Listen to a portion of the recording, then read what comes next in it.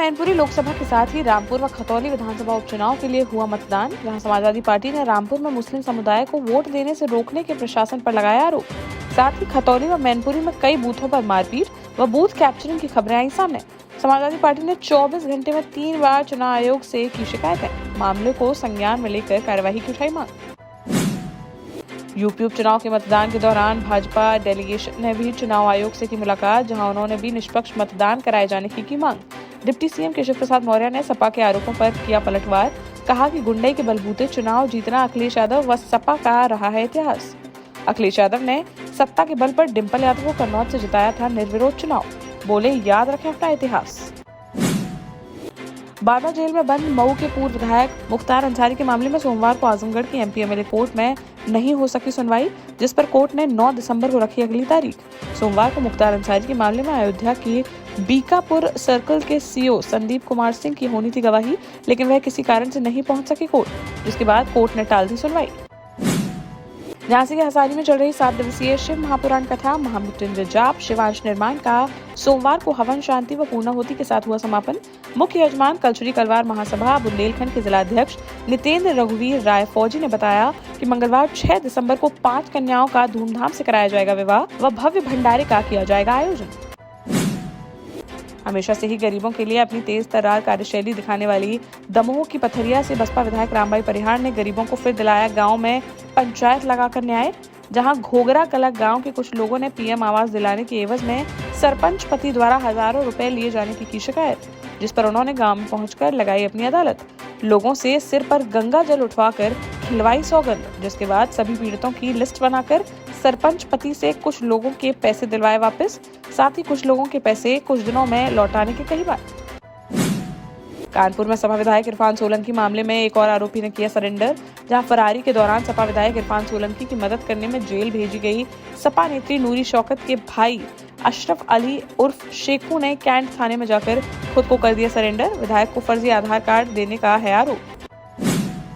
UP नगर निकाय चुनाव में महापौर व नगर पालिका और नगर पंचायत के अध्यक्षों के आरक्षण का कर दिया गया ऐलान, जहां झांसी नगर निगम अनुसूचित जाति महिला के लिए हुई आरक्षित, वहीं नगर पालिकाओं में मौरानीपुर नगर पालिका अनुसूचित जाति महिला, गुरसराय अनुसूचित जाति, समथर अनुसूचित जाति, बरुआ सागर अनारक्षित की गई घोषित। अन्य सभी सीटों की जानकारी के लिए आप देख सकते हैं हमारी बड़ी खबर, जिसमें आपको सभी नगर निगम व नगर पालिकाओं के आरक्षण की मिल जाएगी जानकारी। 10 दिसंबर तक हो सकता है चुनाव की तारीखों का ऐलान। रीवा में बीती रात हुए हादसे में कार सवार 2 लोगों की आग में जिंदा जलकर हुई दर्दनाक मौत, जहां ट्रांसफार्मर से भरे ट्रक ने कार में मारी टक्कर और 100 मीटर तक घसीटते हुए ले गया ट्रक, जिससे दोनों वाहनों में लग गई भीषण आग। ट्रक चालक व कंडक्टर ने तो बाहर कूदकर बचा ली अपनी जान, लेकिन कार में बुरी तरह से फंसे होने के कारण कार सवार लोग नहीं निकल सके बाहर। दोनों वाहन पूरी तरीके से जलकर हो गए खाक। चौराहा थाना क्षेत्र अंतर्गत जेपी ओवरब्रिज के पास रात करीब 2 बजे की यह घटना। झांसी जिला कारागार में धारा 401 के अंतर्गत बंद चल रहे नवाबाद थाना क्षेत्र अंतर्गत सुकवा डुकवा निवासी रवि की कैंसर के इलाज के दौरान सोमवार को हो गई मौत, जिससे कारागार में छाया मातम।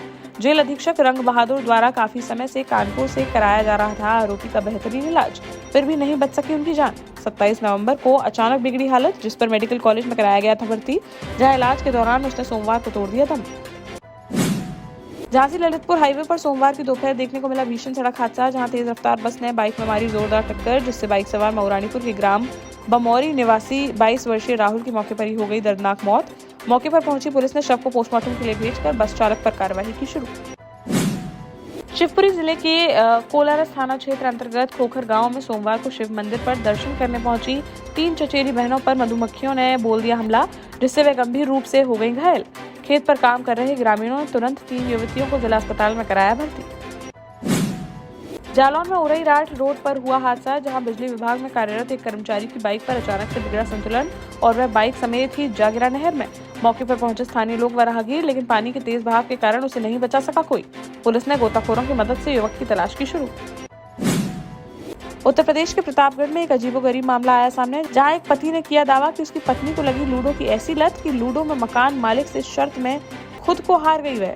पति ने थाने पहुंचकर पुलिस से की शिकायत, कहा मेरी पत्नी दिला दीजिए मुझे वापस। वहीं पत्नी ने पति के आरोपों को नकारते हुए कहा कि वह उसके साथ करता है मारपीट व खर्च चलाने के लिए भी नहीं देता पैसे, जिस कारण वह हो रही है अलग।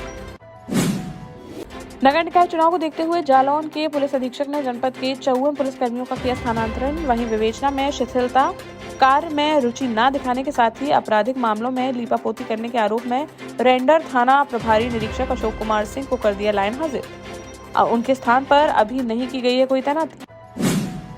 दतिया में पॉस्को कोर्ट ने नाबालिग से रेप करने वाले आरोपी मामा को सुनाई फांसी की सजा।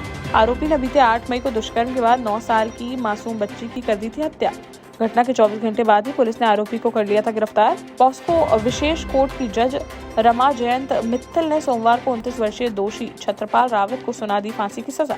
साथ ही 18,000 रुपए का लगाया था अर्थदंड।